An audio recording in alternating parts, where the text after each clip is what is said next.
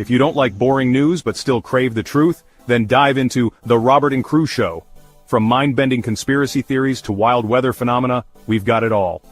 Ever wondered what's really happening in your hometown, or what secrets the global news isn't telling you? We dig deep into the core of every story, unraveling the mysteries one podcast at a time. Join Robert and the crew as we navigate this vibrant, ever-changing cyberpunk landscape, bringing you interviews with the most intriguing minds out there. Whether you're a skeptic or a believer, a news junkie or a weather enthusiast, there's something here for you. So strap in, listeners, because we're about to take you on a ride through the neon-lit alleys of truth and intrigue. This is the Robert and Crew Show, where the future meets the fantastic.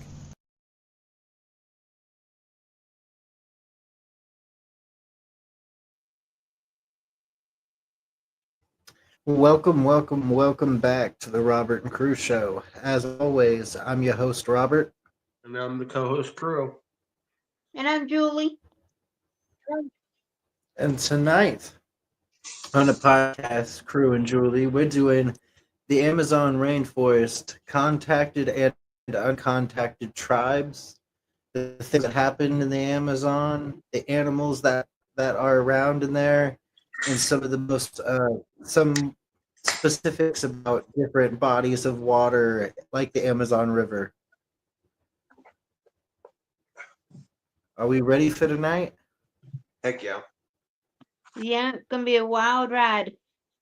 I'm telling you, there's so many interesting things to discover, new and old. Well, what are some of the things you know about the Amazon, Julie? Well, I've always known that it's the rainforest, and the people are interesting.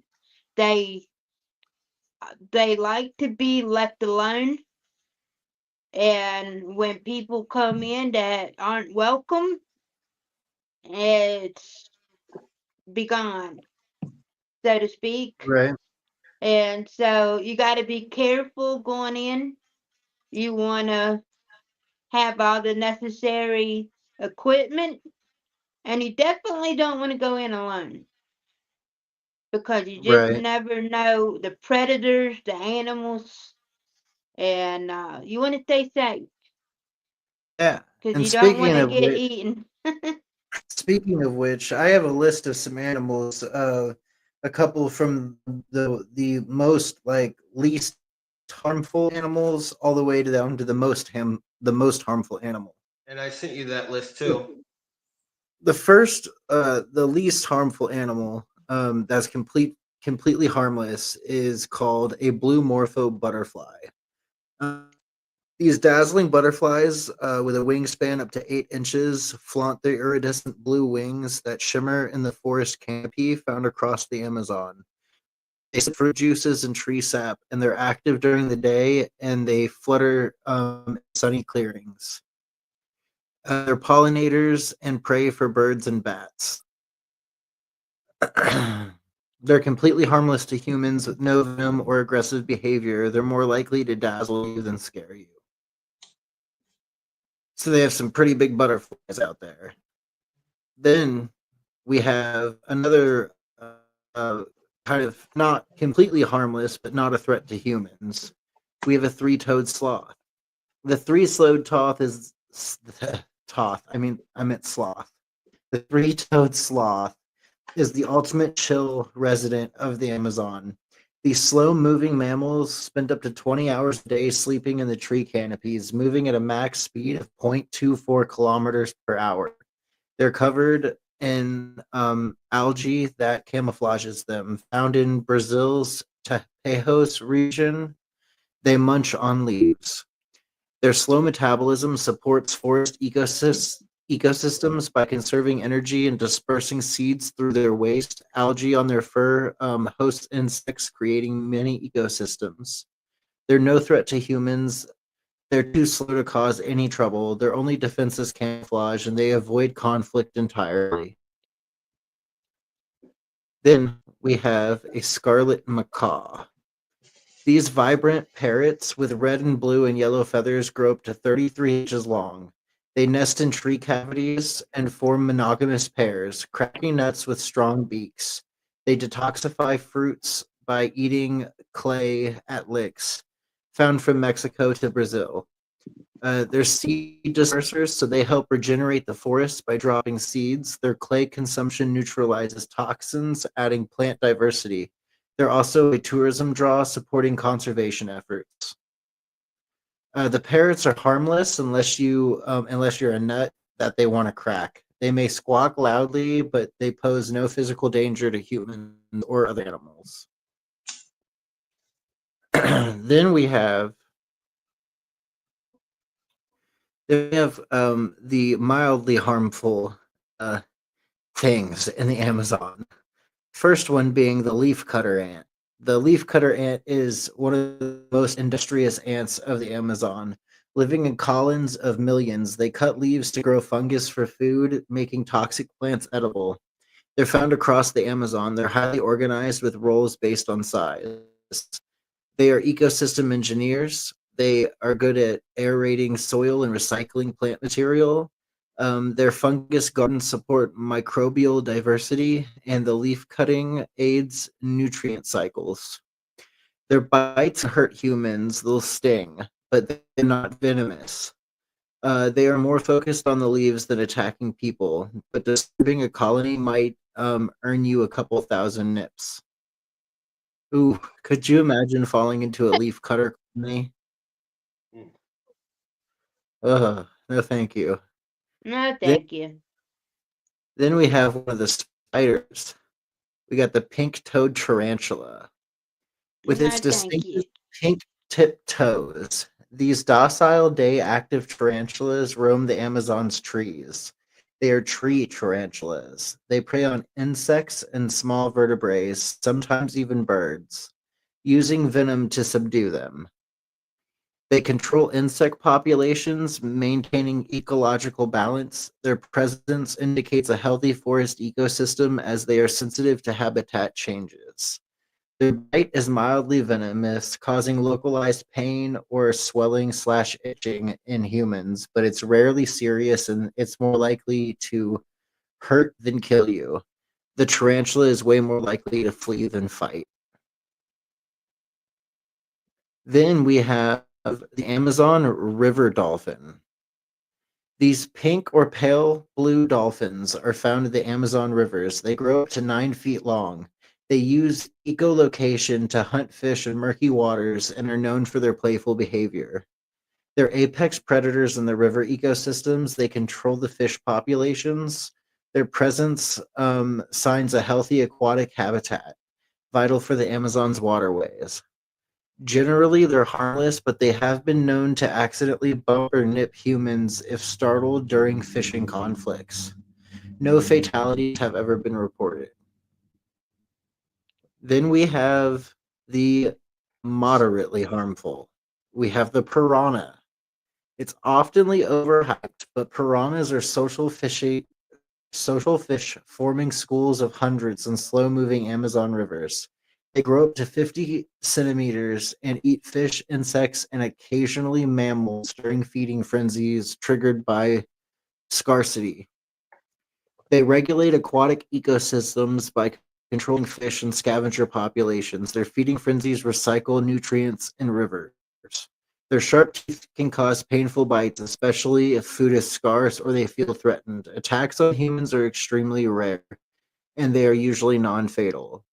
By the way, piranhas are not associated with blood like they are in the movies. Okay. So apparently piranhas will not eat you just because you're bleeding. Then we have the bullet ant, which is known for the world's most painful sting, like a bullet wound, literally like you shot yourself with a bullet, lasting up to 24 hours. These ants live in large, hierarchical colonies in Amazon lowlands, and they feed on nectar and insects. They aid seed dispersal and soil aeration. They contribute to forest health, with indigenous groups use them in painful initiation rituals. showcasing their cultural significance. Their sting is excruciating but not lethal to humans. You may end up writhing on the floor, but you'll be okay in the end. Avoid their colonies and you'll likely avoid trouble. Death is rare but can happen if you're bit by more than 100 of them at a time. Then Yeah, we I have the watched the. I'm sorry, what, Julie? I was gonna say I watched the video about the bullet ant and that initiation. Oh, what do they do? They put something over their hand, and they're not allowed to cry. If they end up crying, they have to do it again. But So they'll do wait it a minute. again like It 10 feels days like you're later. getting it feels like you're getting shot, but you're not allowed to cry. Yes, It's Oh, you that's what better they not be said. no pussy and cry. You better take this bullet, well, ant. You take this here's the bullet, thing. ant. If you cry, you a little bitch. A lot of tribes don't don't believe in showing emotion. If you're Oh, I becoming mean, a for man, you're sure. being initiated, you have to be a man. You have to act like a man. You can't show fear. You can't show scare. You can't show sadness. You have to stand still and take it like a man. Yeah. That's how they see it. You gotta stand there and take that bullet and bite like a man. Then you But got your giant have river otter. huge I have a lot of information on the Amazon that I was able to pull up. Cool. All right. So then we got the giant river otter. It's the largest otter, growing up to 1.7 meters. These vocal predators hunt fish in the Amazon rivers. They're found in Peru's Manu and Pacaya Samiria reserves. They're social and they live in family groups. They're top predators. They maintain fish populations and indicate healthy river ecosystems. Their decline signal pollution or overfishing. They can bite if threatened and take a finger or toe off, especially near their dens, but attacks are rare. Habitat loss and pollution are bigger threats than they are to humans. There has never been a fatality known. So they've never caused a fatality. But they will take a finger or a toe if they're threatened. Yeah. And then we have the poison dart frog. These tiny 4 centimeter brightly colored frogs, golden poison dart frog, secrete poison potent skin toxins enough to kill 10 humans if ingested or entering broken skin. Found in their human undergrowth, they eat insects. They control the insect population, and their toxins have inspired medical research. Indigenous tribes use them for their venom for blow darts, highlighting cultural ties. Touching them is safe, but ingesting or coming in contact with cut can be extremely deadly very fast. Their bright colors scream, "Stay the fuck away." Jeez. So don't lick a poison dart frog. Exactly. Then we have the Brazilian wandering spider. It's among one of the most venomous spiders in the Amazon. These nocturnal hunters roam the forest floor, using venom to paralyze their prey. They are stealthy with excellent eyesight and camouflage. They control insect populations, maintaining ecological balance. Their venom is studied for medical applications like treating neurological disorders. Their bite can cause severe pain and even paralysis, or in rare occasions, death. A few fatalities have been oh my gosh, a few fatalities have been recorded. Um, they are deadly if untreated. They are aggressive if cornered, so do not corner these spiders and watch your step at night. Ugh, I do not like spiders. I don't either. me either. Then we have the jaguar, the Amazon's top predator, the number one predator. These big cats weigh up to 158 pounds and hunt deer, peccaries, and even caimans. They're solitary and territorial. They roam in dense forests and rivers, using powerful jaws to crush skulls. They're apex predators. They regulate prey populations, maintaining ecosystem balance, and their presence indicates a healthy, intact forest. It's rare but extremely serious when jaguars attack humans. They they typically go after smaller humans. When provoked, they can kill up to two people. Their strength and stealth make them formidable. You are not a worthy opponent for a jaguar. Yeah, so the jaguar is something you don't want to accidentally run into and have to fight in the Amazon. Yeah. Big cats, yeah, they're very pretty, but you should probably stay away from them. Then we have the black caiman, the Amazon's largest predator, weighing over 5 meters and 450 kilograms. This alligator relative lurks in the rivers and lakes. It eats fish, birds, and mammals. It's a top predator. They control the aquatic and terrestrial prey populations, stabilizing river ecosystems. The recovery from near extinction shows conservation success. They've attacked humans, but it's rare. Um, when attacks happen, usually you'll lose your arm or leg, but fatalities are rare. A 2010 case in Brazil, their stealth and power make them highly dangerous near the water. A man was drugged while struck into the water by a black caiman. Then we have the top predator of the Amazon, the green anaconda, the world's largest snake, reaching 9 meters and 200 kilograms. This non venomous constrictor ambushes its prey like capybaras, caimans, and Amazon tribesmen in the Amazon waters. They control populations of mammals and reptiles, yes, including humans. They are all part of the ecological balance. The size and strength of them make them an apex predator. No confirmed human fatalities, but don't put it out of the picture. If you're consumed by an anaconda, you're likely just never seen again. Attacks are rare, but dangerous due to their immense size and strength. But trust me, an anaconda is no fight to go after. Ooh, no thank you. No, Then wouldn't want to be near the it.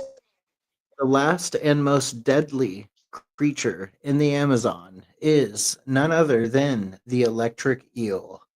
Not true eels, these fish deliver shocks up to 670 volts to stun prey in the Amazon rivers. Sorry, 600 volts to stun prey in the Amazon rivers, growing up to 2.5 meters, but they hunt fish and crustaceans. They regulate aquatic prey populations and study bioelectricity. Their shocks have inspired technological innovations. These shocks are extremely painful and they cause disorientation. In rare cases, they drown and kill humans. Fatalities are unconfirmed but extremely possible in vulnerable individuals. So that is the least harmful from the blue Morpheus butterfly all the way to the most harmful, the electric eel, because of the amount of pain that their shocks cause, and they possibly could even kill you. All right. Here's the information I have because I have a lot. Okay, so I'm going to start with this real quick. The Amazon rainforest, often called the lungs of the earth, is a vast, biodiverse ecosystem spanning 9 countries in South America, with Brazil hosting about 60% of it. Jamie said, what about anacondas? I say anacondas are not something I'd want to mess with. And yes, they're all over the Amazon, and they're probably one of the biggest snakes in the entire world. And if they wanted to eat you, like they said, you probably just would never be seen again. Yeah. But yeah, with Brazil hosting about 60% of it, here are some of its most fascinating secrets drawn from its ecological, cultural, and scientific significance. Unraveled biodiversity. The Amazon is home to an estimated 400 billion individual trees from 16,000 species, 2.5 million insect species, 40,000 plant species, 2,200 fish species, 1,294 birds, 427 mammals, 428 amphibians, and 378 reptiles. 1 in 10 known species on Earth lives here, including many yet to be discovered. For example, a single hectare can contain up to 480 tree species, for surpassing the diversity of North America or European forests. Undiscovered species. Scientists regularly find new species from fish like Arapaima leptosoma to mammals like the Inia argeniensis, a river dolphin. Estimates suggest thousands of species, particularly insects and microorganisms, remain undocumented due to the forest's inaccessibility and complexity. Oh wow.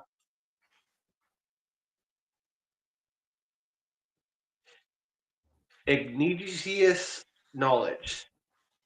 Over 30 million people, including 350 Did you mean to say indigenous? indigenous, yes, thank you. Okay. Indigenous, over 30 million people, including 350 indigenous and ethnic groups, live in the Amazon tribes, like the Yanomami, and Kayapo possess deep knowledge of medicinal plants, with over 80% of Amazonian plants still unstudied modern science. For instance, the bark of the cinchona tree, used by indigenous peoples, led to the discovery of quinine, a key malaria treatment. Hidden ecosystems.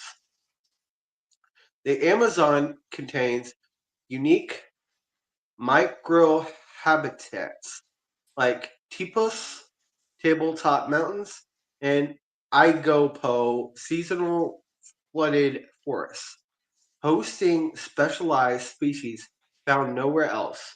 The canopy, often 30 to 40 meters high, is a distinct ecosystem where animals like sloths and orchids thrive, largely Dude, unseen it'd be from the so cool ground. to it'd be so cool to walk into the middle of the Amazon rainforest and stare up into the trees and just see a whole bunch of birds hanging around squawking, and then just seeing sloths climbing above you. But then to know that at night it all changes, and then at night you have all the spiders and the jaguar and the nasty other things that come out that hunt you. It's more like during the day you're like okay, and then at night all the scary things that bite come out. Yeah. So how many mammals did you say live in the Amazon rainforest that they Mammals, know of? 427. 427. Mm-hmm. Wow. And they believe at one point that the population of the Amazon rainforest could have been around 20 million. I wouldn't put it past it. It's But so dense nowadays, with and there's all so much the forest. trees, excuse me, they've cut down a lot of trees now, and it's not as good as it used to be. I mean, that's not necessarily true though. There's so much acreage to the Amazon rainforest that even if they cut down a even if they were to cut down like say a third of the forest, you would still have hundreds of thousands of acres. Mhm. Okay. So like the Amazon rainforest is probably the biggest rainforest in the entire world, right, crew? Oh yeah. Is that right? Like I feel like that's right. Like Oh because yeah. it covers Brazil, Peru, um what are the other places that it covers? I I know don't Peru, know where Brazil. else, but I know 60% of it covers Brazil. Yeah. Okay. Um, but like for instance, the riverine mysteries, right? The Amazon River, the world's largest by volume, hides phenomena like the boiling river, Chennai Timska, where a geothermal activity heats water to near boiling temperatures. The river system also supports the Amazonian manatee and Pink River dolphins, whose behaviors are still poorly understood. The climate regulation, the Amazon generates 20% of the world's oxygen and stores 90 to 140 billion metric tons of carbon, playing a critical role in global climate stability. Its flying river moisture release via transpiration drive rainfall patterns across South America, yet defrosting threatens this cycle, or defrostation, I should say. Hey Jamie, is my mic better? My favorite Amazonian animal would probably be. I'd have to go with the jaguar. Hmm. The jaguar. Yeah, Why the That's jaguar? pretty cool. they're beautiful cats. Very beautiful cats. I think the sloths are pretty neat too. Yeah, the sloths are pretty cool, but I've always been a cat person.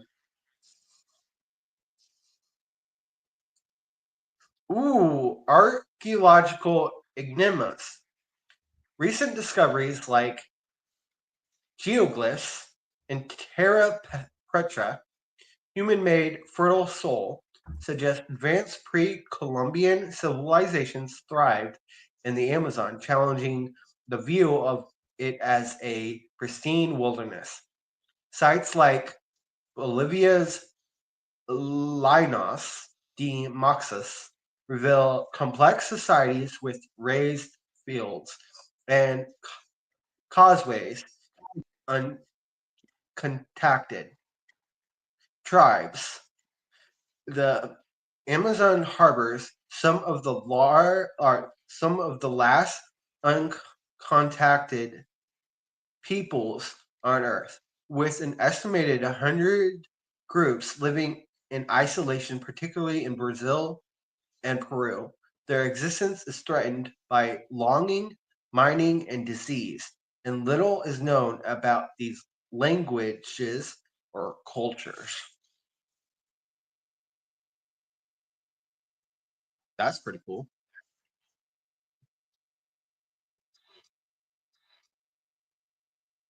Then again, I don't want to come across a freaking cannibalistic tribe that's probably in Peru, like that one movie, Green Inferno. Yeah, I wouldn't either. Is my mic better now? Yes. Am I Yes. cutting out? Yeah, it's not crackling. Okay. I'm been trying to figure it out. I don't want it to sound bad. Right here, medicinal potential. The rainforest is a pharmaceutical treasure trove. Plants like the ayahuasca vine and currerliana have shaped modern medicine, yet only a fraction of the Amazon's flora has been studied by therapeutic use, hinting at untapped cures. Threats and secrets at risk. Deforestation, driven by agriculture and mining, has destroyed 15 to 20% of the Amazon. With Is there 2022, still feedback? Still feedback, Jamie? Am I good?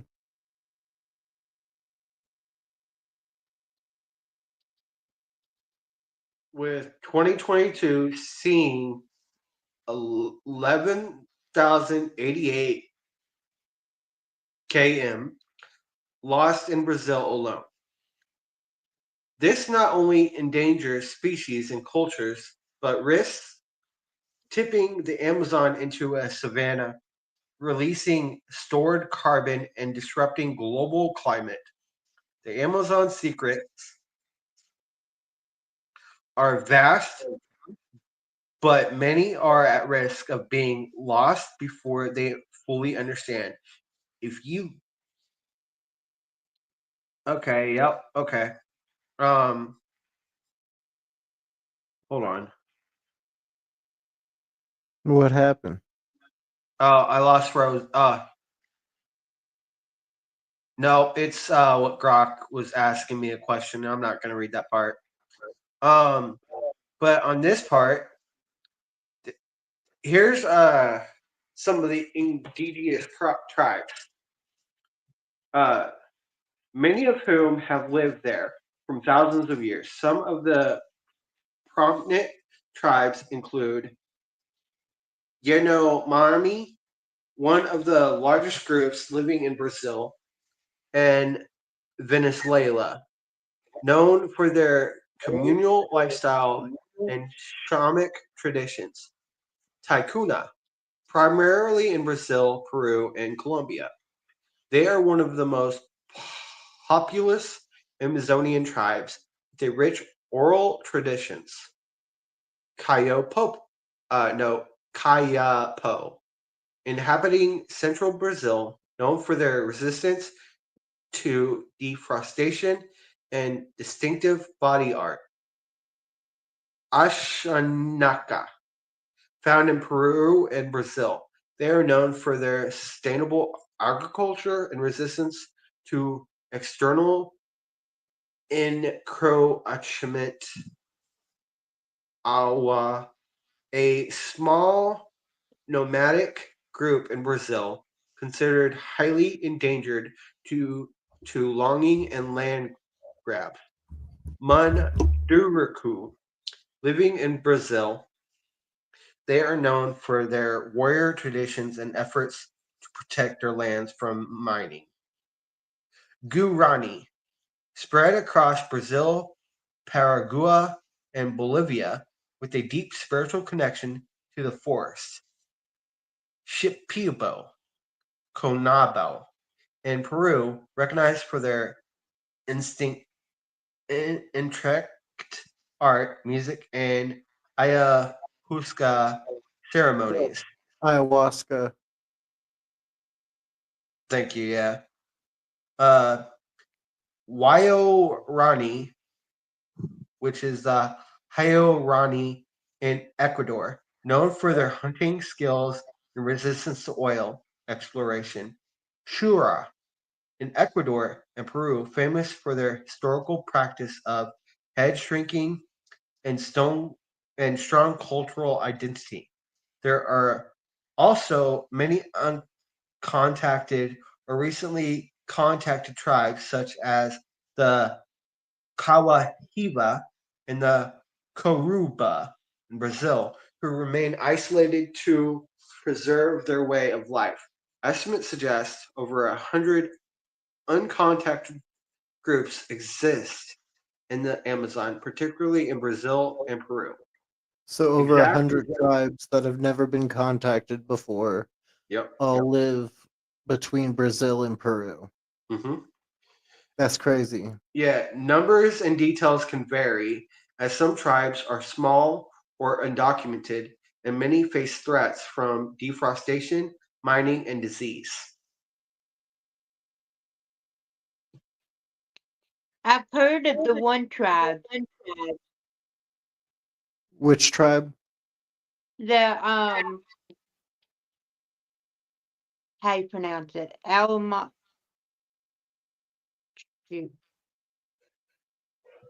It's hard to pronounce, Yeah, no, but they're weird names. I mean, they're not weird names, but they're all hard to pronounce.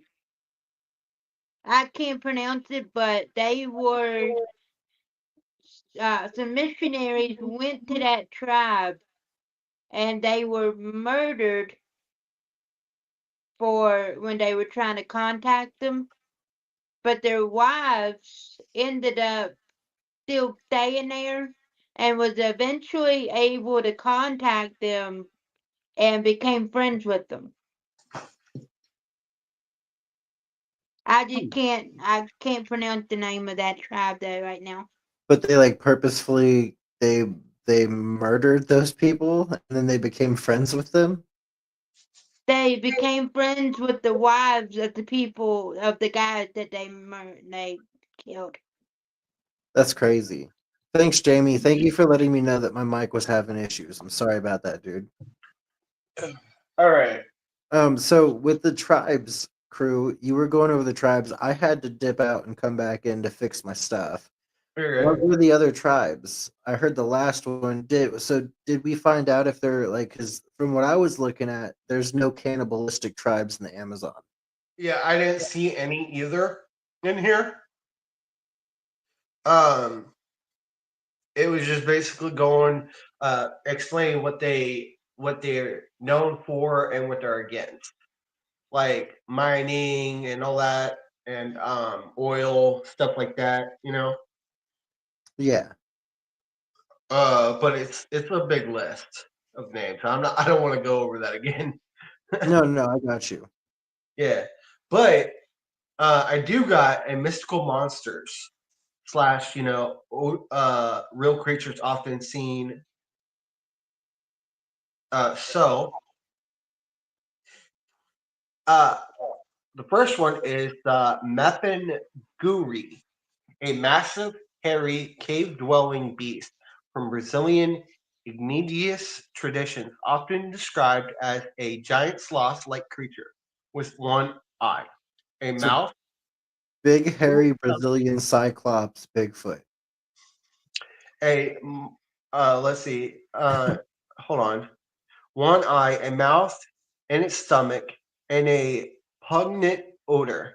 It's said to protect the rainforest, avenging those who harm its flora and fauna. Some believe it's inspired by prehistoric giant sloths. Hmm. The Yakumama, a giant anaconda-like serpent known as the Mother of Water, and Kuchoa, said to inhabit deep rivers and lagoons. Legends claim it can grow over 30 meters, suck and prey, suck and prey with a single breath, and shapeshift. Boto uh, in Cantudo, the pink river dolphin that in folklore transforms into a charming man at night to seduce women. It's a mystical figure tied to Amazonian river communities, blending enchantment with danger. So people think that these river dolphins turn into men at night and seduce women. Yeah. That's awesome. Then we have the Lara, which is Lara, not Laura. A beautiful mermaid-like figure who lures men with her enchanting voice to the river depths. never to return. She embodies the Perloris allure of the Amazonian waters. The Curapira, a small red-haired being with backward feet, said to protect the forest by confusing hunters and loggers, leading them astray. The guardian spirit in many indigenous stories, Mankunawabu, or no, Mankunawabu. Okay, yeah, that's how you say it. Described by some Amazonian tribes as big ants that live underground, capable of dragging souls to their lairs. Matt Requiring says Matt says the magical pink dolphin appears after ayahuasca consumption. but yeah, The ants that drag things down to the depths of hell. Yeah, that's no, what no, you're no, no, talking no, to their lairs, requiring a shaman's about. intervention to I, retrieve them. I know I was Yeah. being ridiculous I- because you said ants dragging things down there wherever. I was like ants dragging things to hell because they have to go underground. Then we got the man, a half Kaiman, human, half reptile creature haunting Amazonian rivers, blending human cunning with crocodilian ferocity. reptile people. Yeah. And then we got the real creatures often seen as monstrous. We got the green anaconda, the world's largest snake, reaching up to 9 meters and 250 kg, non-venomous but deadly. It constricts prey like capybaras, caimans, or even jaguars. Its size Capybaras. fuels myths like the Yakumama black caiman, the Amazon's largest predator, growing up to 6 meters and 450 kg. This apex predator hunts fish, reptiles, and mammals with a reputation as the king of the river. Piranha, known for their sharp, interlocking teeth and rare but infamous feeding frenzies. Piranhas, especially red-bellied, are often exaggerated as ferocious. Though human attacks are rare, Yeah, they're not really attracted to blood either, which yeah, is actually quite funny because every time in like every horror movie ever that I've ever seen about piranhas, it's don't bleed in the water because you'll attract the piranhas and the piranhas will eat you alive, basically, because they get a taste of blood. mhm, But it turns out that that's not actually real. Piranhas aren't attracted to blood. yep. So that's kind I of think funny. we had a little one before. I had a friend who had piranhas, and then I had somebody who used to tell people that I had piranhas, and I was like, "Why are you telling people that I have pet piranhas?" Then we got on here the Candiru, a vampire fish, a small parasitic catfish notorious for allegedly entering human body cavities, Swimming up particularly your pee and going into your pee hole. yeah, particularly Yeah. the urethra to feed on blood. Yep. While Swimming some right up reports, the pee stream, up yeah, the urethra, and attaching itself to the inside of you. And yeah, it feeds off you. It's parasitical. It feeds off of you, and it eats blood from you. And once you get one of those, you have to have it surgically removed. And it's not. From what I hear, it's a horrible, horrible, horrible operation to have to go through. yeah, I actually heard of that from a movie. Yeah, but because it's so crazy that people talk about it and make fun of it all the time, but it's like so crazy. Because like in the Amazon, you can't just go pee in the river because if you do, you risk the chance of a parasitic catfish swimming up your. Yeah, that's Yeah, not a very fun thought. yeah, no. But it says while some reports are controversial, its reputation is terrifying. Then on this list, we got the bull ant, known for delivering the world's most painful insect sting, compared to a gunshot used in initiation rituals by some tribes. Its sting causes excruciating pain up for up to 24 hours, like you said, Robert. Yeah, the That bullet ant. yeah. Then we got the Paima. Uh, it's a pararuku, I guess, one of the largest freshwater fish, growing up to 2 meters, and uh, it weighs about 440 pounds. Its What? size and tendency is to leap from water inspire tales of monstrous fish attacking fishermen. 450 pounds or 450 kilograms? 440 pounds. Oh my God, Wow, that's a heavy fish. hmm for And then sure. we got the poison dart frog. Don't Tiny look but in. deadly. Their bright colors signal potent toxins that can kill predators or humans in minutes. The golden poison dart frog is especially lethal, with enough poison to kill up to 20 humans. And then last on this list, electric eel. Not a true eel, but a knife fish capable of generating 800-volt shocks to stun prey or deter threats. Growing up to 8 feet, it's a living weapon in murky Amazon waters. Yeah, no, thank you.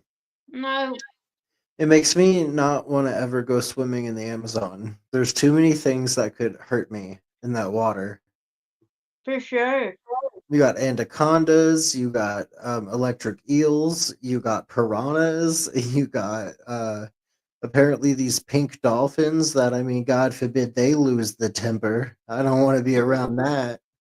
And then giant river otters, and then oh my goodness, and then bullet ants and leaf cutter ants. Yeah, no thank you. There's just too many giant insects and too many giant animals in general for my like I wouldn't mind being around the giant reptiles because I'm used to them and they don't really bother me. Like I know if I don't go out of my way to hurt an anaconda or try to grab one, it's probably not going to come after me. It's not like the movies. Like Anaconda was a crap movie because it's not realistic. But it's also a good movie because it's funny horror. Are you Haha. talking about Anaconda, the one with Jennifer Lawrence? Yeah. Yeah, That was a I've good seen one. it a couple of times. Oh yeah, no, and bull sharks in the Amazon River. Yeah, no thank you. Bull sharks, no. I don't want that. We get bull sharks out here in the Missouri and Mississippi River. They've been caught multiple times in the Missouri and the Mississippi River. Bull sharks, crew, right here in our rivers. Big old bull sharks. Wow. Yeah, I've So heard yeah, of shark week. yeah, they can go. So bull sharks are really crazy because they can live in salt water or fresh water. It don't matter. And here's the thing: you don't want to swim in the Missouri River. That's a mistake happening. Not Why because would of bull sharks, but because of the fact that that river is so disgusting. You can it's get sick within seconds being in that river. well, it's pretty polluted probably, yeah, but Oh yeah. at the same time though, like I think you can swim in it. You would just have to go pretty far down the riverbed. Oh Like no, no. you would Like never okay. go next to the city. So this is what I was told. All right. So um, I was in the car one time with my mom, right? And I asked, "What will happen if I swim in it?" She's like, "The moment you go in it, you'll get sick." Here, I'm gonna check. I'm gonna see what Grok has to say about it.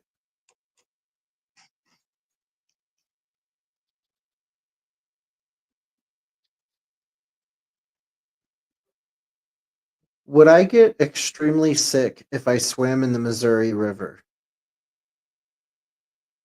It depends on where you swim and what's in the water, but yeah, you could get sick.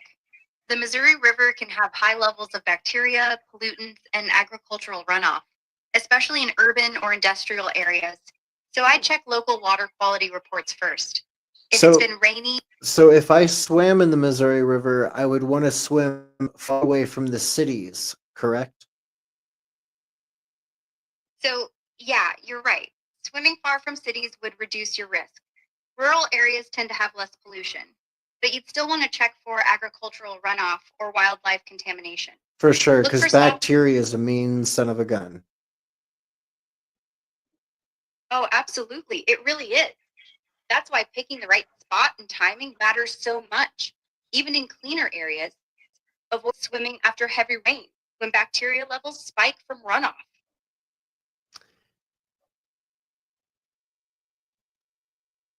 But it's not against the law to swim in the Missouri River, correct? No, it's not against the law, but some areas might have restrictions or warnings due to safety or pollution.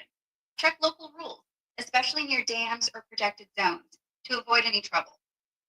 Do people swim in the Missouri River?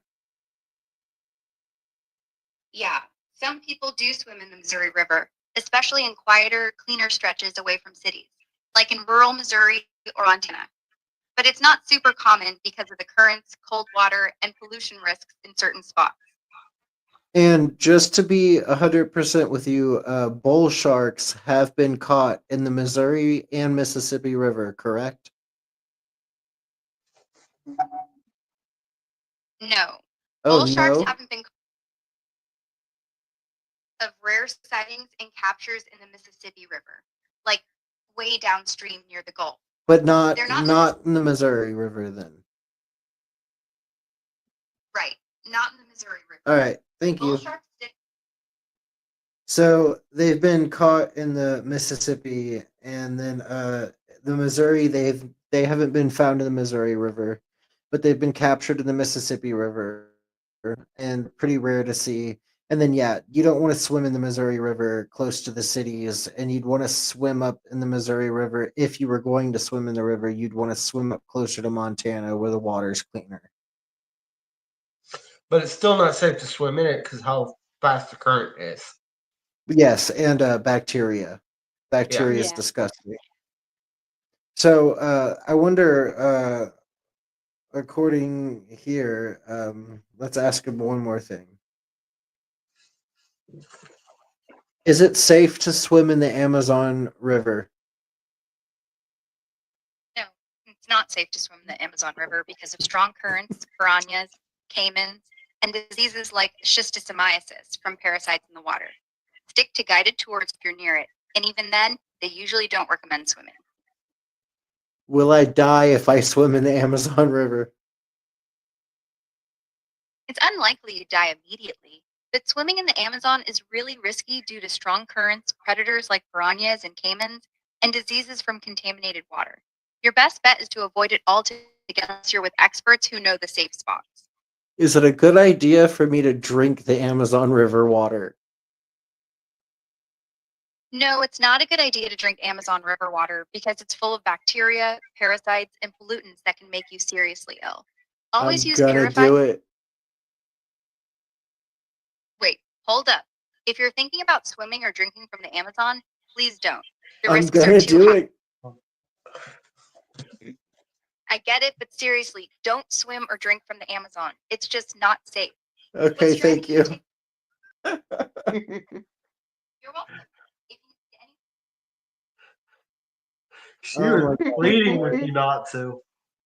And she was like, please Yeah. God, no, don't do that. Yeah.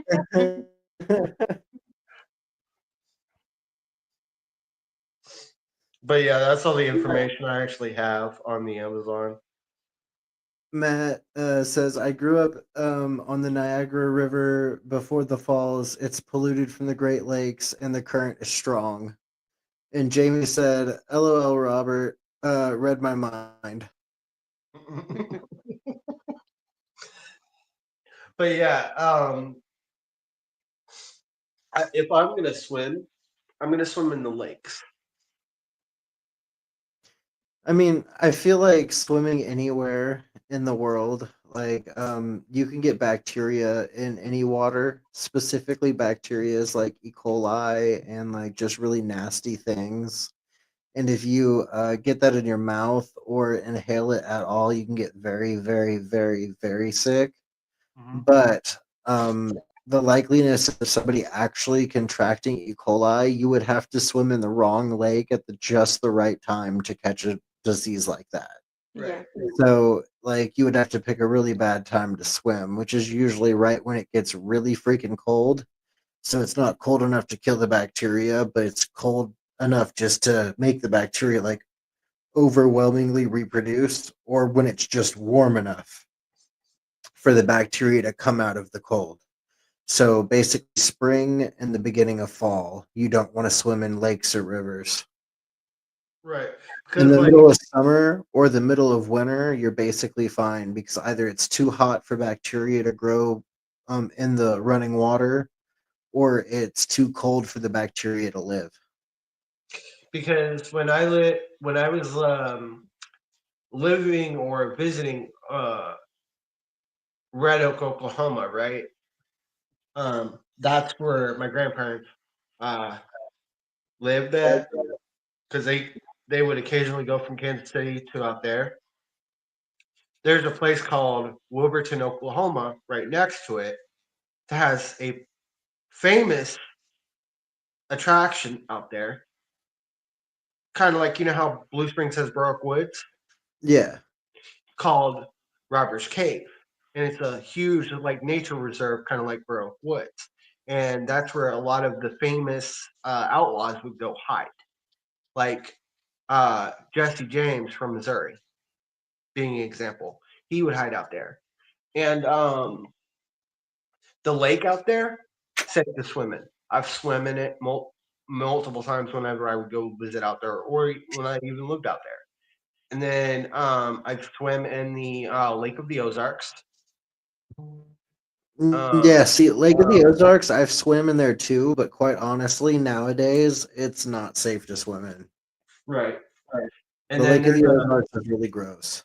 there's another lake out in Oklahoma that I would go out to with my dad's side of the family right around my middle school years from 16th Oh grade. my goodness.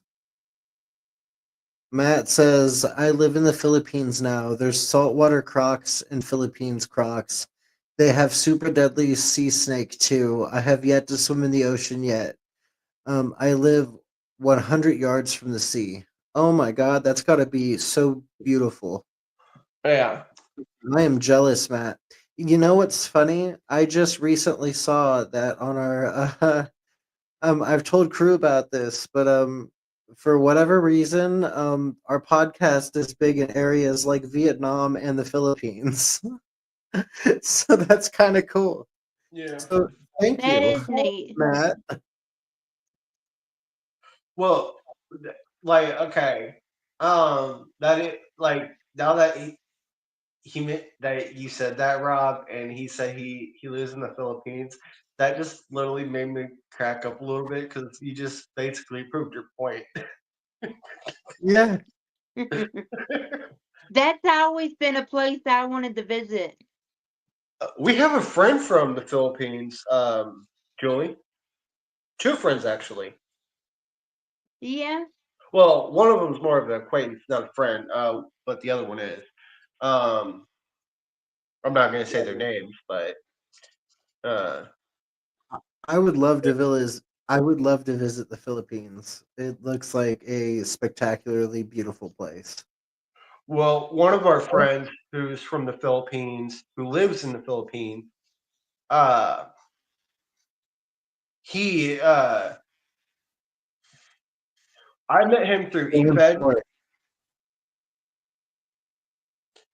We met him through eFed. Me and Julie have, and from what he tells us all the time, he's always studying. Yeah. I know who you're talking about.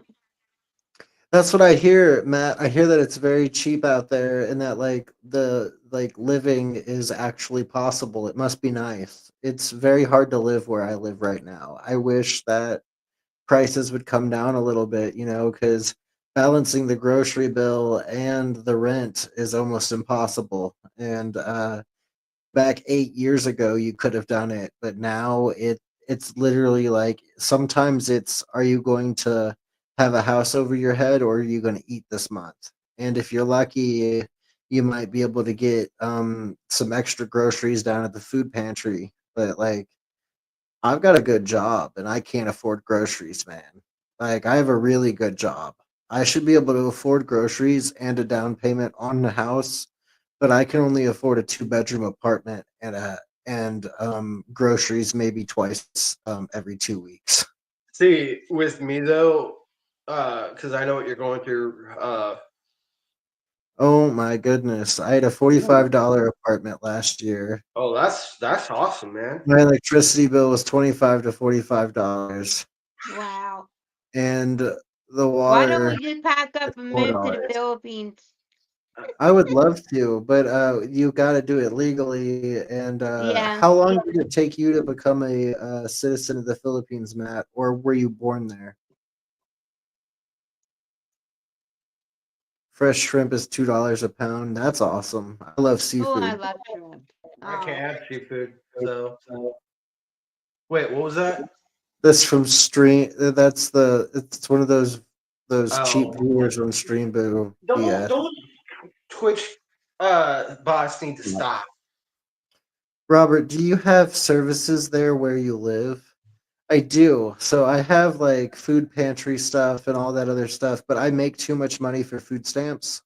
So even if I did go in and qualify for food stamps or something like that kind of government program, I would only get probably about $10 to $15 in food stamps, and it would be absolutely pointless.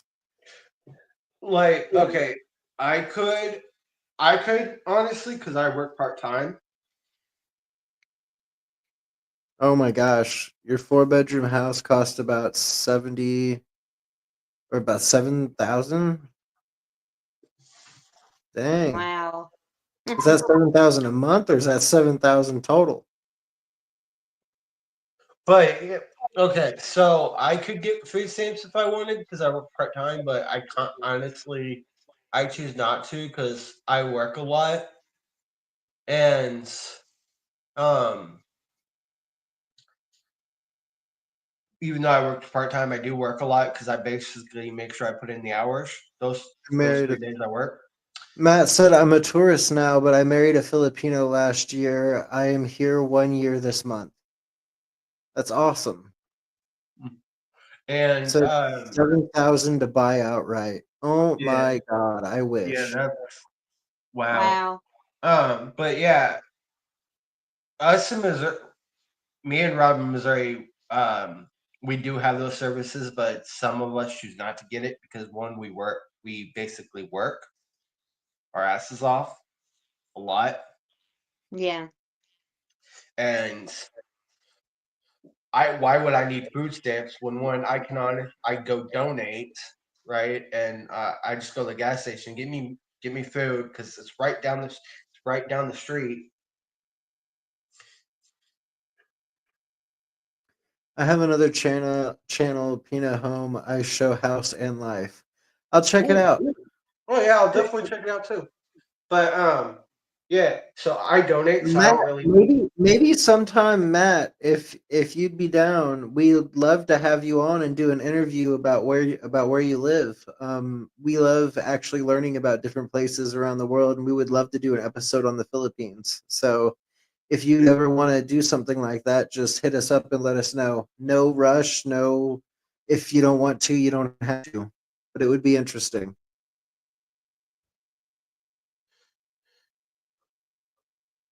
Okay. I'd be willing to come on anytime. Yep, we'll let you know. Just we'll send you a message and yeah, we'll send you a message on your email, Matt.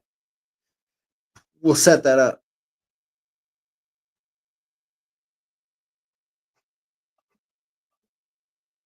That would be awesome to do besides our European series, honestly. Well, we have to do an Asian series too, and Yeah. like the Filipino or Philippines is part of Asia, so that'd be a good Asian series. And Yeah. Vietnam and like Thailand and China. Taiwan and China and Japan Mhm. I've been seeing lots of little videos on Japan. It looks so and pretty. North Korea, South Korea. Yeah. North Vietnam, South Vietnam. I lived in Europe for 21 years. What part of Europe did you live in, Matt? Did any of you guys ever hear about a place called I believe it's Turkmenistan? Hmm. I think I might have heard that name, but I'm not sure from where. It is a super interesting place. I if I remember correctly, I think I heard about that, but I heard about it through dark tourism. Grok, can you tell us a little bit about Turkmenistan? Sure. Turkmenistan is a country in Central Asia, bordered by Kazakhstan, Uzbekistan, Iran, and the Caspian Sea.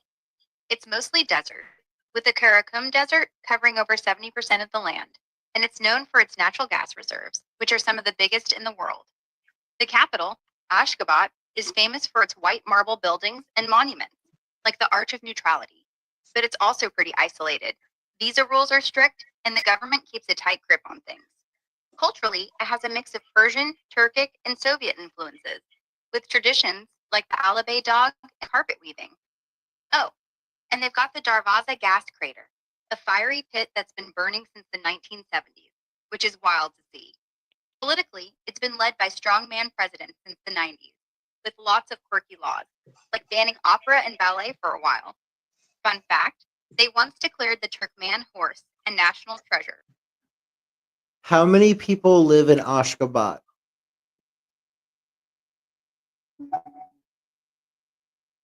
The population of Ashgabat, Turkmenistan, is around 922,000, based on recent estimates from 2024. And how That big number, is the city of Ashgabat and how many people could it hold? Ashgabat covers about 250 square kilometers, or around 96 square miles. As capacity, it's hard to say exactly, but with its current population of around 922,000 from 2024, it's built to handle that many, though overcrowding could be an issue if it grows much more without expansion. Estimates for 2025 suggest it might hold up to around 941,000, but that depends on infrastructure and planning. For some reason, I thought I heard somewhere that not very many people lived in Ashgabat, and Ashgabat was very pretty, and it didn't make very much sense why very many people didn't live there. Did more people move into Ashgabat recently? No, it's not that more people moved in recently. It's more about how the population's been growing steadily over the years. Ashgabat's population's been increasing by about 2% annually. So it went from around 883,000 in 2022 to 922,000 in 2024. The city is stunning, with all that white marble and grand architecture, but it's also tightly controlled by the government, which might limit who can live there or visit. Plus, a lot of How people in long did it Turkmenistan take to build Ashgabat with all of the marble?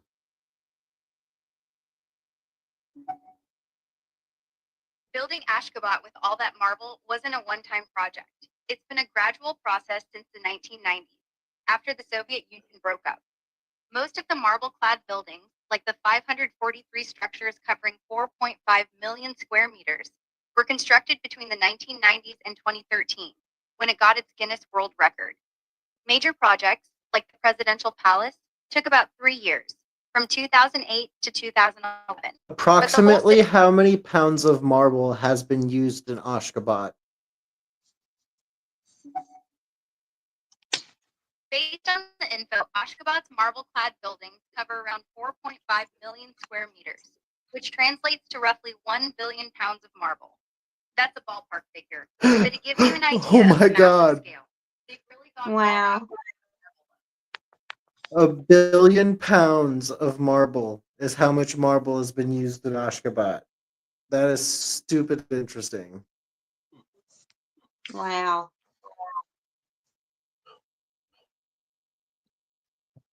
So talked to Crew earlier tonight about him going to see the Sally House this summer. Be careful, Robert. We had a great chat. I really enjoyed it with Crew earlier, not to go far off topic. Yeah, Crew and I have been talking about going to the Sally House this summer and doing a live podcast there.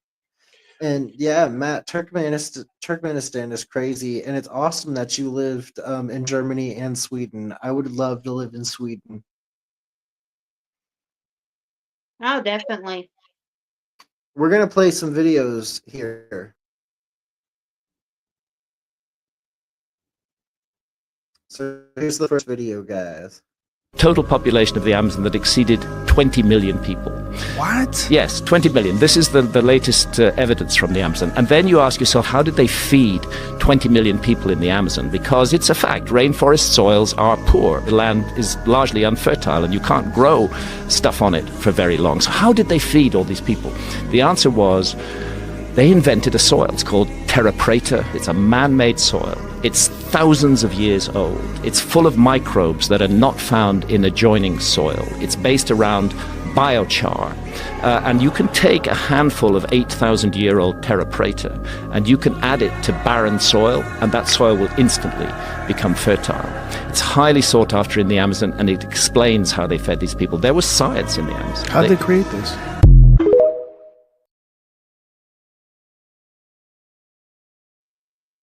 So they had to make a soil because the rainforest soil was really bad and had too much microbial bacteria in it, that they had to create their own soil just so that they could grow food. That's absolutely crazy. Yeah. I've never heard of something like that before. Me neither. Me either. This ancient secret has been buried under the Amazon for centuries. For years, scientists believed the Amazon was an untouched wilderness, pristine, natural, and uninhabited. But recent discoveries have revealed something incredible. Beneath the dense jungle lies evidence of a lost civilization that could rewrite history. Massive geoglyphs carved into the earth, sprawling road networks, and even man-made canals suggest that millions of people lived here. But how could such a vast society have existed in a rainforest? And why did it disappear so completely? The answer lies in the jungle itself. The rainforest reclaimed their cities, hiding them for centuries. But with technology like LiDAR, archaeologists are finally peeling back the layers. Therefore, we now know the Amazon wasn't just a natural wonder. It was carefully shaped by human hands. This changes everything we thought we knew about the Amazon. Could it happen elsewhere?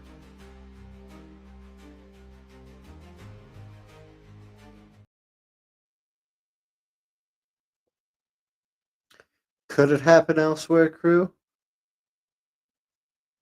I don't know. Some of the most hardcore, no joke local guys I know in the central Amazon have uncovered pyramids beneath the canopy that nobody knows about. You can't go explore these pyramids because they are guarded by the uncontacted They're tribes. guarded by them, or They happen to are be living there. People underestimate how big the Amazon is. If this table was, we're flying in a plane, and this line is a river, and then this line is a river. In between those two rivers, no one's been there. When you look at where the archaeologists are able to go, where the botanists are able to go, a lot of them are the same sites. A lot of people, there's established research stations where people go to study tropical ecology. But there's also sites where you could hire a guy with a helicopter and go 7 hours that way and have him drop you down on the side of a beach, and you're at the edge of a river that would take you 15 days to get to by boat. When you go into that jungle, you walk in 2-3 days in one direction. Nobody's surveyed that. Nobody from our world has surveyed that, which means the species that exist there, the medicines that are contained in those plants, there are things in that forest that we don't know about.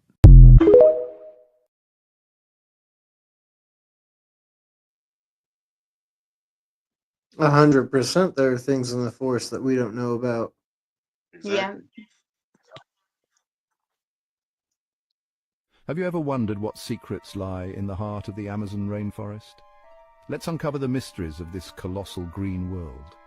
Spanning across 9 nations, the Amazon is a sanctuary of biodiversity. The air is thick with the chorus of over 2 million species, icons like the elusive jaguar or the vibrant macaw, others barely glimpsed by human eyes, whisper untold stories of evolution. Beneath the canopy, the forest floor thrives in quiet majesty. Fungi and decomposers recycle life, turning fallen giants into nourishment. The rivers, arteries that pulsate through this green heart, rich with life. Every breath you take is a gift from this forest. The Amazon generates more than 20% of the world's oxygen. It's a global treasure, pivotal in the fight against climate change. To protect it is to protect ourselves. Join us on this journey through the Amazon, a reminder of nature's beauty and resilience.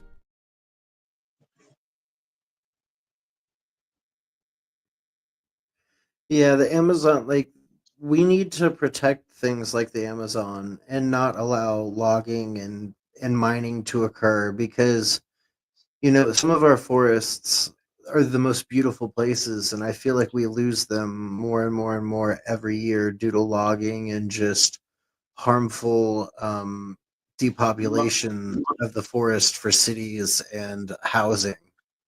Yeah. Like oiling, mining, logging, all three the worst things that happen mostly in the Amazon. A lot of the indigenous tribes try to prevent those 3 things happening because they're trying to protect their ecosystem. Yeah. It's sad. Like each specific one, like prevents people from doing those specific 3 things, and just those specific 3 things. As they should. Yeah. The Amazon rainforest is a treasure trove of secrets. Did you know it produces more than 20% of the world's oxygen? That's right. This lush paradise is often called the lungs of the earth. But it's not just about oxygen. The Amazon is home to over 390 billion individual trees and 16,000 species. Imagine that diversity. Here's a shocker. 1 in 10 known species on Earth lives in the Amazon. The rainforest is also a source of incredible medicines. Over 25% of modern medicines come from plants found here. It's a living pharmacy. Yet this vibrant ecosystem is under threat. Every minute, an area the size of a football field is lost. Protecting the Amazon is crucial for our planet's health. What other secrets does this incredible place hold? The more we explore, the more we discover. Every minute a football field size of property is lost in the Amazon rainforest. That's crazy. Yeah.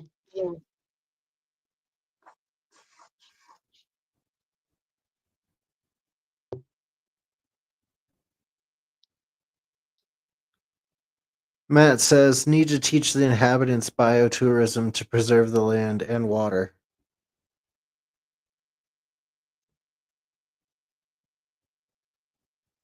That is true.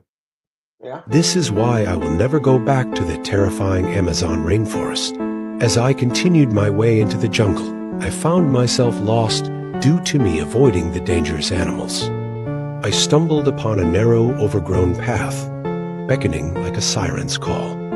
Ignoring the warnings screaming in my mind, I ventured forth. I knew it was a bit strange, though, considering I didn't see a single animal or even insects in this pathway. Then, I saw a fleeting glimpse of something monstrous lurking among the trees, its eyes gleaming with malice. Fear seized me, but curiosity drove me forward. I pressed on, my heart pounding in my chest like a drum of impending doom. Night fell like a shroud, casting the forest into darkness. That's when they came for me, shadowy figures slinking through the underbrush, their whispers echoing in the oppressive silence.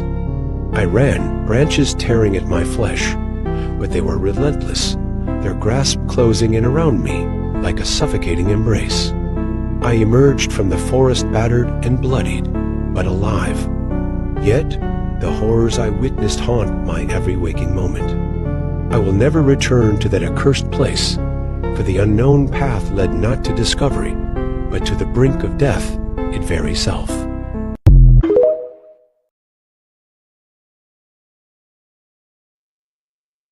Bum, ba, ba. Yeah, that seems kind of creepy. Creepy, You You but a never little know what cheesy. you're going to come across in the Amazon. It's always mysterious. Exactly. Possessed wilderness. There lies a sacred valley in Amazon known as Yara's Embrace. This mystical place is home to Luminara plants, which shine with a soft ethereal light, like the whispers of ancient spirits. Imagine walking through a forest where every leaf glows, guiding like nature's own lanterns. Indigenous tribes speak of these plants, believing them to be spirits of the forest. But Luminara are more than a sight to behold. Their glow comes from a rare chemical reaction within their leaves, a secret of nature that grants them incredible medicinal powers. From healing wounds to reducing fevers, these plants are the heart of the tribe's remedies. Yet, the world remains unaware of these wonders. The tribes guard their existence fiercely, knowing that exposure could lead to exploitation and ruin. Scientists have heard whispers, but the fear of destruction keeps the tribes silent. In Yara's Embrace, the Luminara plants continue to thrive, casting their gentle glow over the forest floor, a reminder that nature's greatest marvels are still waiting to be discovered.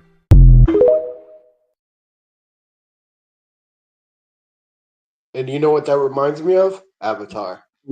Yeah, that kind of does remind me of Avatar also. Yeah. Like the bioluminescence plants, like that's really cool if real. I don't know much about bioluminescence in plants and if that does occur in the Amazon or not. That looked like an AI generated video.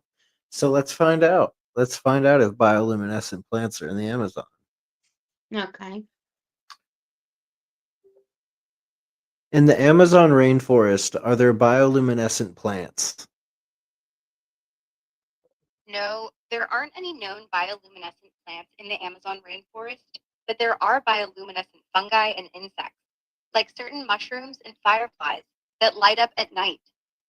Those glowing critters add some magic to the jungle, but plants don't have that trick in this region. So no plants glow by themselves in the Amazon?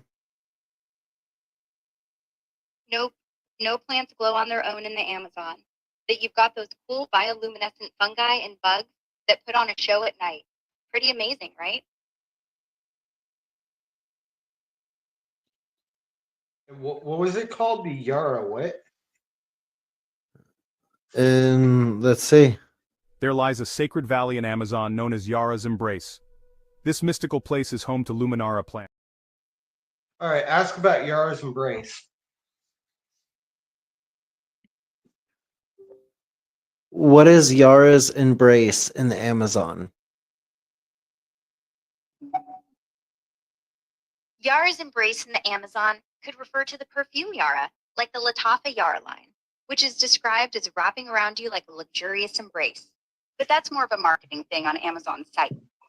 Or I'm it talking might about allude. I'm talking about Yara's Embrace in the Amazon rainforest.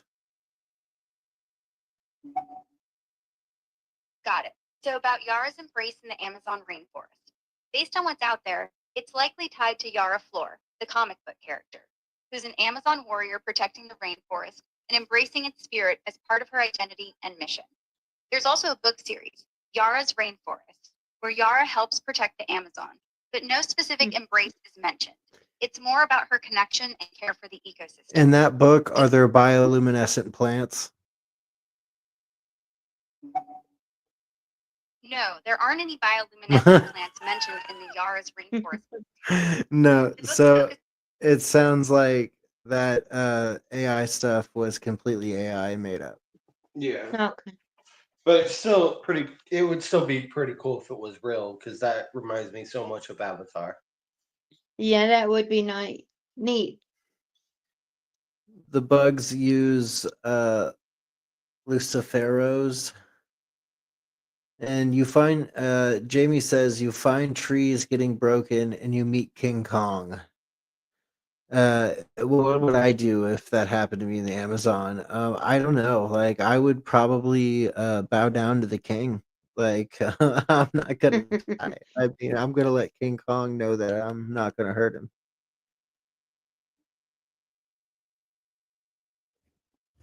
But King Kong went to Skull Island, right? He didn't Yeah. go to the Amazon rainforest. Yeah, he went to Skull Island.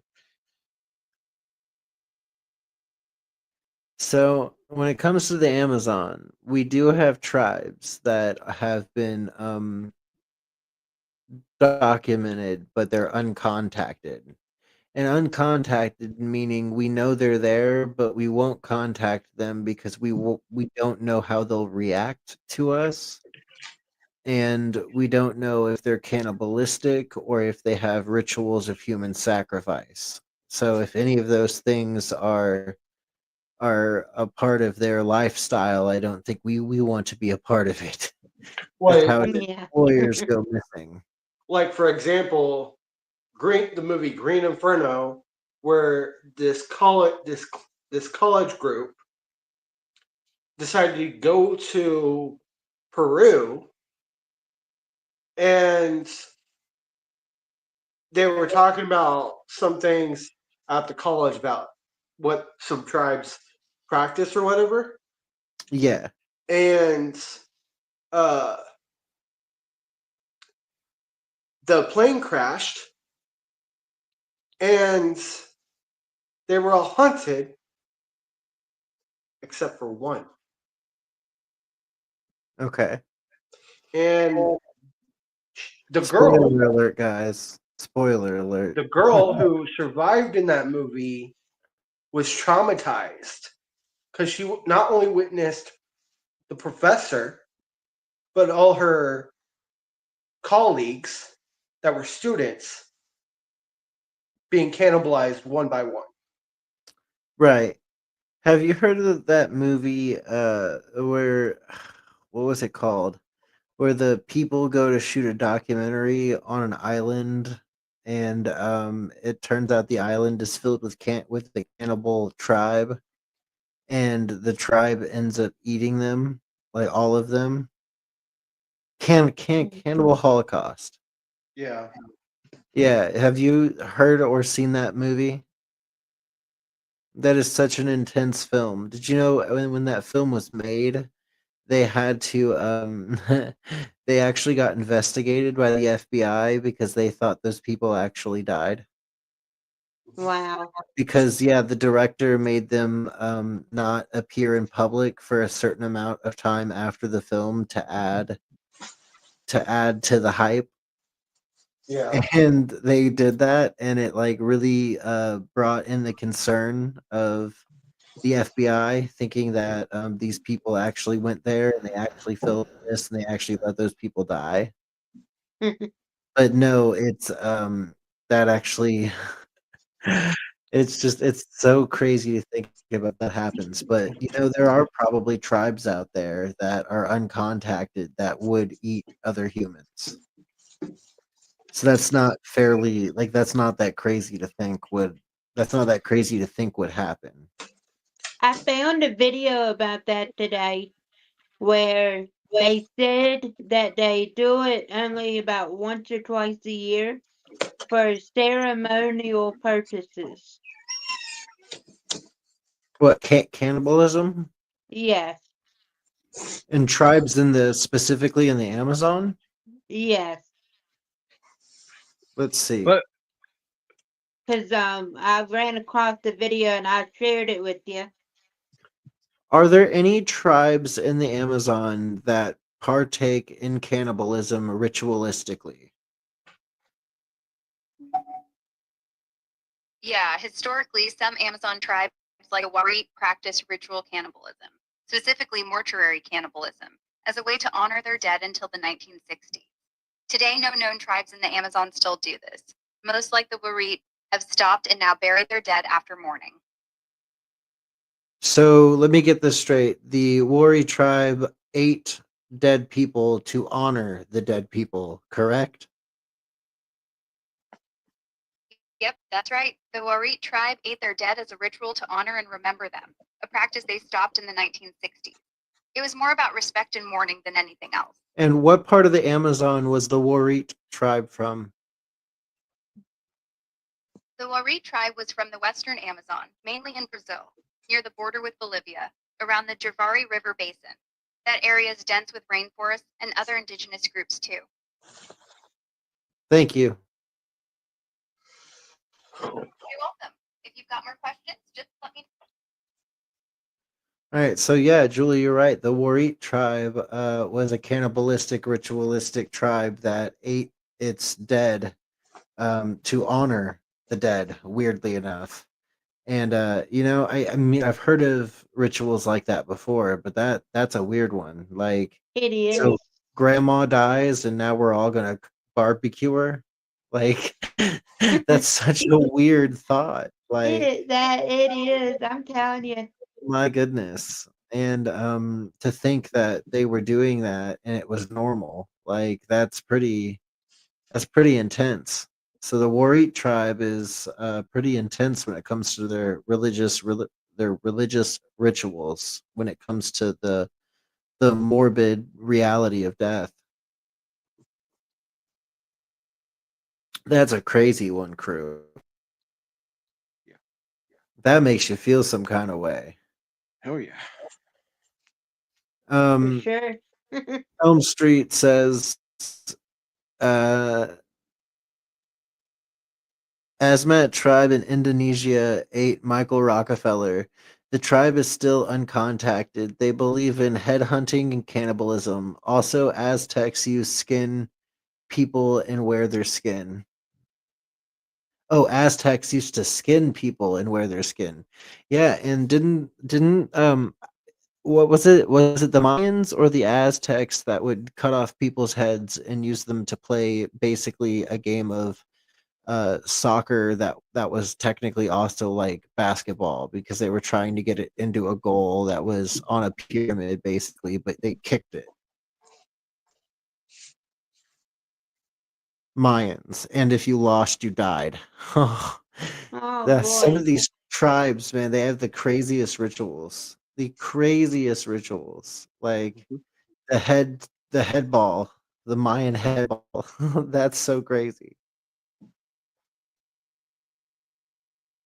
And then I heard about the tribe in Indonesia that supposedly ate Michael Rockefeller. Do we have proof that that's what happened now? Like, do they know for a fact? I know he was never seen again. That was the last I heard. I never heard actual speculation of cannibalism, but I believe it. I believe it's probably what happened. You said no, think of you in an empty Olympic pool, and the goals are a basketball hoop that's on the side wall that's vertical. Yeah. I think the first time I ever like saw it mentioned was in the movie oh my, there was a movie about that. It wa it wasn't distinctively about, it was about the Mayans, but I don't remember. It wasn't 2012. I can't remember the name of it, but I remember seeing It was something like about that. it was a film that was like about the Mayan race, but I don't remember what the film was actually called. The Rockefeller thing ain't proven, but he did indeed go there, and he wouldn't be the first. A kid went there on stream and got killed too. Oh my goodness. See, Wow. and that's the problem with white people. Like, I'm just gonna be honest. Like, white people are like, let's go explore. And when us white people go explore and we find out about an uncontacted tribe, we're like, let's bring some beers and go talk to these people and see if they're cool.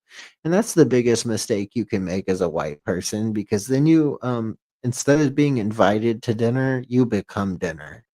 And Yeah. I feel like Wasn't there just recently a young guy that went to an undocumented tribe that's and what Elm left a Street's talking coat? about.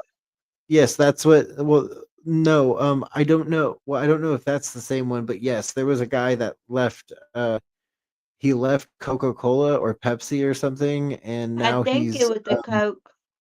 yeah, and now he's like in a lot of trouble. Like he could Yeah. be going to jail for the rest of his life because it's disturbing a undocumented tribe. Yes, So Apocalypto. So Matt remembered the movie. It's Apocalyptico or Apocalypto. Elm Street said, "You ever seen the video of a helicopter getting spears thrown at it? Was a viral video." I do believe I think I saw something like that of a helicopter having spears thrown at it by people on the ground who were basically naked and or in loincloth like stuff. Yeah, they were on a beach throwing spears at a helicopter. I think that was Yeah. Sentinel Island. Yeah, was that Sentinel? I think it was.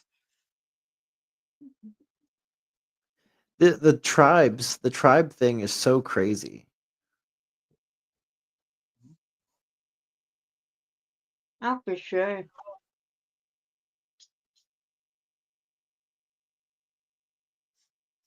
Asmat?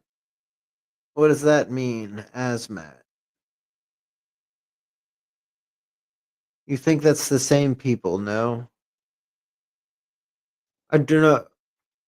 The Sentinel Island stuff, maybe. They might be the same people. Because Oh, that two different. Elm Street said, never mind, it's two different places. No. because Sentinel Island, there's a picture scene where you can see the tribe that's on the island uh being seen on a beach looking like they're about to throw spears at what's ever in the sky. What about the where are the pygmy people tribes at? Are those in Africa or were in Africa? I don't know if there's still any pygmy tribes left or not. But the people that were like 3 foot tall. Do you know what I'm talking about?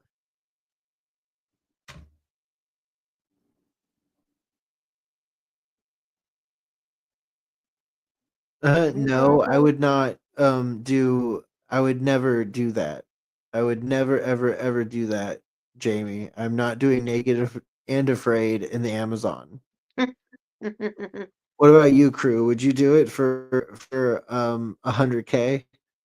I wouldn't. No, I'm not I would going naked No. definitely and not. afraid in the No, Amazon. I definitely would That- not.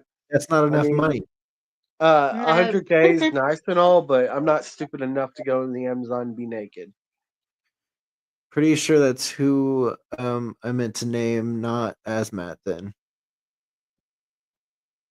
Yeah, the pygmies were African, correct? Yes, okay. Matt says they were Okay. African. Yep. So there were pygmy tribes. You ever heard about them, crew? Yes. I have to.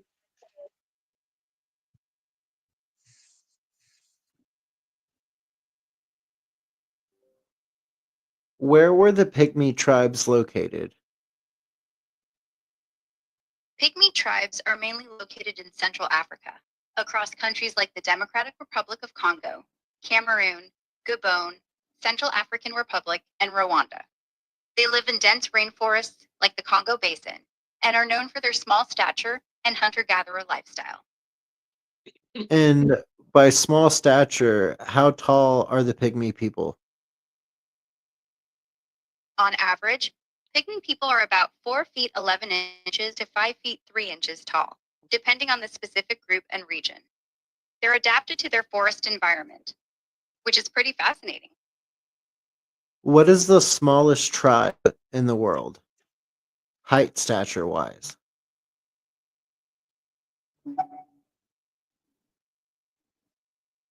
The smallest tribe in the world by height stature is the Mubuti people from the Democratic Republic of Congo, with men averaging around 4 feet 4 to 4 feet 6 inches, and women about 4 feet 1 to 4 feet 5 inches.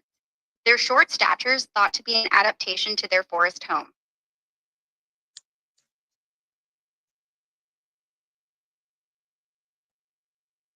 That's crazy, right? Oh, yeah. Interesting. Sentinels. Elm Street said Sentinels. He thinks that's who he meant to name, not the asthma.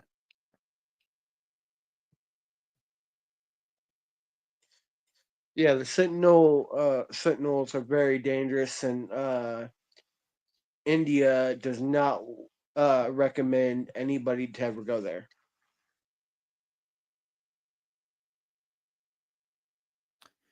I don't think that all of the ancient places were actually wiped away.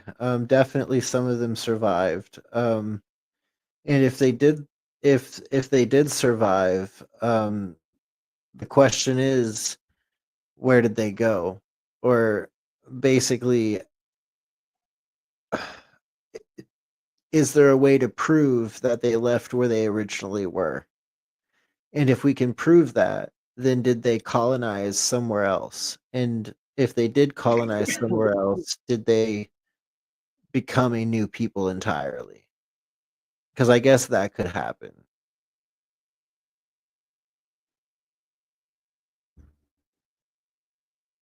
What are your thoughts about that, crew? It could happen.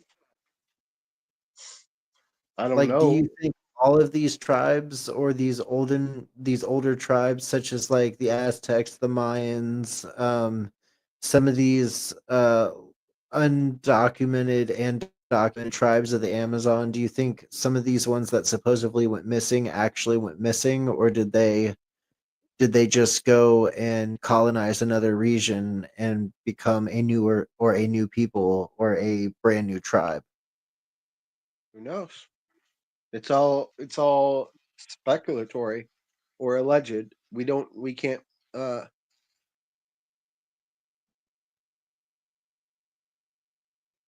I yeah. also think of something like the Neanderthals just gone, but we still got their DNA.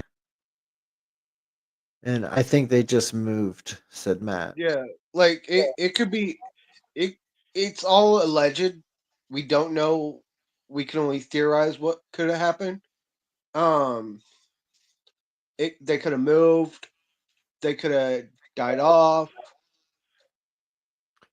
Robert, if you got to see the pyramids in the Amazon, would you look for gold or for mummies? I'd be looking for both, but at the same time, I'd be taken in just the sight of seeing pyramids in the Amazon.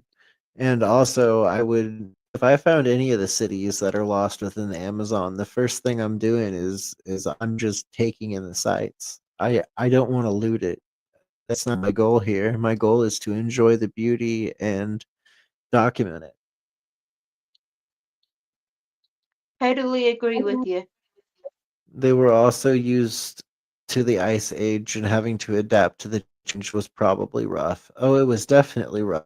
No probably about it. If you're going to live through the Ice Age, it's going to be one cold century to have to live through.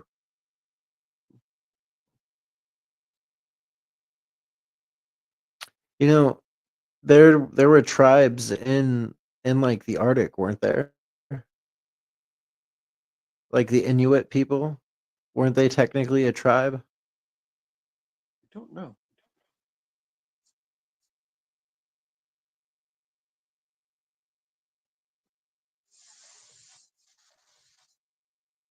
Honestly, Like the end of the Might Mammoth, etc. The mammoth probably fed villages for a long time, like Siberia. but yeah, True. I mean, honestly, mammoth would for be a lot. me, on back to Jamie's question, I mean, yeah, on the gold, not on the mummies, but I'd be more in on like Robert's side. I'd be more in to explore and take it in. I'd feel bad if I took from a place like that. I mean, Yeah, me too. sure, if there's just gold hanging out and around, I mean, like, yeah, you could cop the gold, I guess, but you risk taking a curse with you. I truly feel that if you take from somewhere that is historically religious to somebody or historically important to people, you risk taking a curse home with you if you take anything from that place. And we see that time and time again, from Indian burial grounds to Indian mounds to just different places. The mummy curse in Egypt, to Tutankhamun's curse. I mean, basically, it's not new terminology. I mean, curses do occur, or what is believed to be curses occur, and I don't think I really want to test that. Do you, crew? No. No.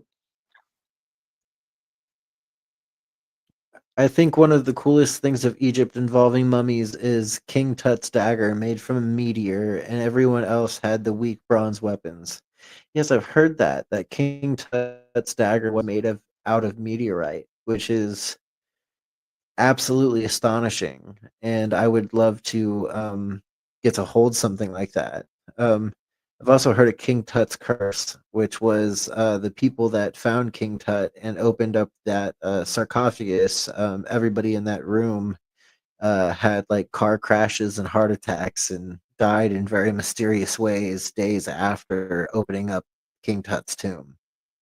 Yeah.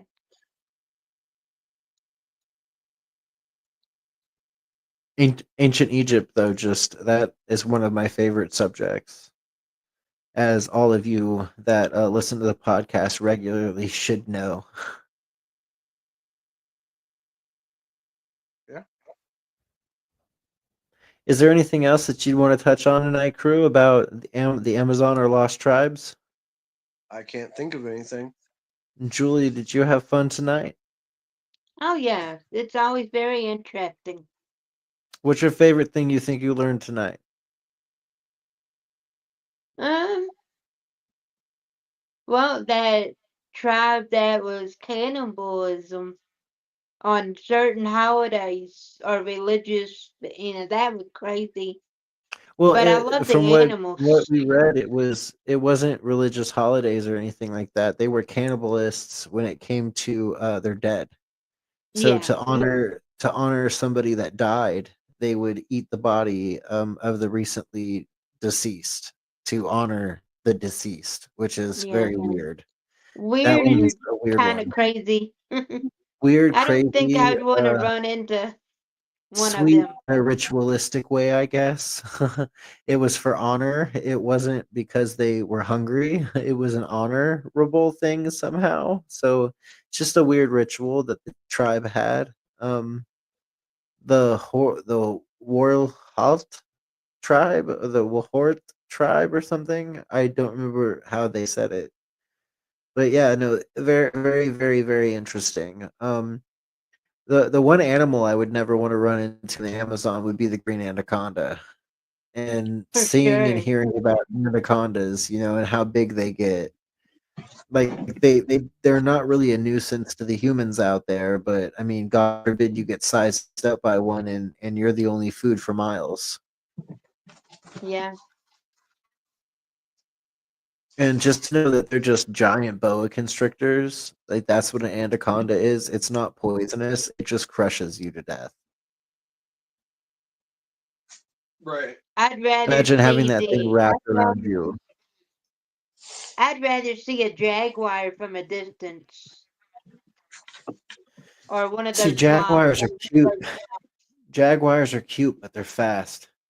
You run into a Oh yeah, jaguar, you better hope it's from a distance, because if it's not from a distance, you might be screwed. yeah. You might be Um, eaten. I you see all the time, like there's some very famous footage of jaguars literally taking out black caimans out of the Amazon River. Yeah. And otters too. They eat otters, I believe, Elm Street says if some I'm not people eat mistaken. people today under the table, and said, the U.S. created a program to send slaves back to Africa. The place was Sierra Leone, and the natives who lived there started eating them because they were from that country, or because they went to that country. or Wow. went from that country. That's interesting. But Just yeah, so cannibalism is interesting. Pina Home said this is this is my other channel, Pina Home, from Matt. All right, cool. We will check that out and email you here in the future, Matt. Thank you. All right, guys. Well, I think that's going to be it for tonight's episode. We did on the Amazon rainforest. If you enjoyed it and you liked what you heard, like, share, subscribe, and send it to your friends. Thanks for tuning in. We'll be back tomorrow night with a new show. We'll talk to everybody else later. Much love from the Robert and Crew Show. Peace. If you don't like boring news but still crave the truth, then dive into The Robert and Crew Show. From mind-bending conspiracy theories to wild weather phenomena, we've got it all. Ever wondered what's really happening in your hometown, or what secrets the global news isn't telling you? We dig deep into the core of every story, unraveling the mysteries one podcast at a time. Join Robert and the crew as we navigate this vibrant, ever-changing cyberpunk landscape, bringing you interviews with the most intriguing minds out there. Whether you're a skeptic or a believer, a news junkie or a weather enthusiast, there's something here for you. So strap in, listeners, because we're about to take you on a ride through the neon-lit alleys of truth and intrigue. This is the Robert and Crew Show, where the future meets the fantastic.